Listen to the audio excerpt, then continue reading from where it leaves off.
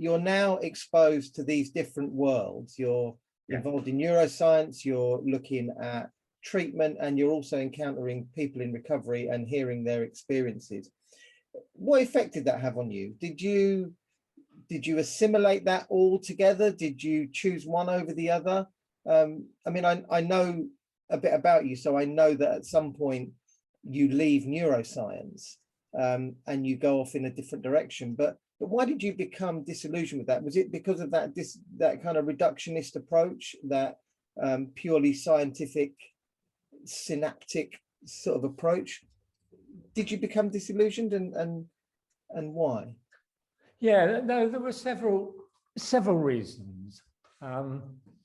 The neuroscience world, as any academic world, very few people get research grants to do their work, particularly when you're working in an expensive field like neuroscience.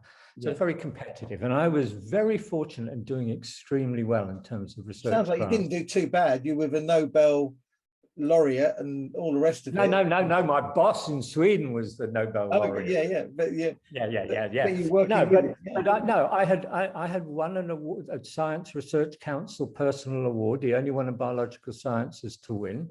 In the UK, to come back to the UK. Then I won a Wellcome Trust University Award, which allowed me, so that was 10 years of not having to be a normal lecturer, just training people in my research laboratory, and I set up a PhD program. So I think I was the young psychopharmacologist of the year in 1987 at the age of 33 or something. So we were doing well. Our lab was world leaders in what we were doing. I had some very talented people working with me.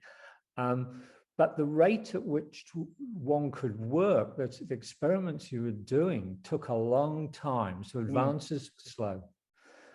I also, and we won't go into this too much here, but I saw a fair amount of scientific fraud in neuroscience, which is very disillusioning. But that occurs everywhere, as we know, with governments and things. But I think most of all, it was the fact that I wanted to help people. I went into this when I was doing my degree. I either wanted to become a clinical psychologist or a neuroscientist, and I got so excited doing experiments in neuroscience as an undergrad. I went that direction. I felt I now needed to help people. And when I went down to that agency, it didn't take me long to decide it's time to stop. And in fact, what happened is I got awarded my professorship. Around the time I'd already started Wired In then, but I was doing now 3 jobs. I was running a research lab. By now I was teaching as well. Plus I was trying to run Wired In. And I got my professorship. I was going to have the, you have a talk and then an inaugural dinner. And I got invited to go to Sweden to celebrate my boss's big prize. So we cancelled my inaugural, and I came back in the beginning of 2001 and did it, and launched Daily Dose then. And I made the announcement that I was closing the lab. I'm going. So you made a choice. I made a choice, and by then I knew what I wanted to.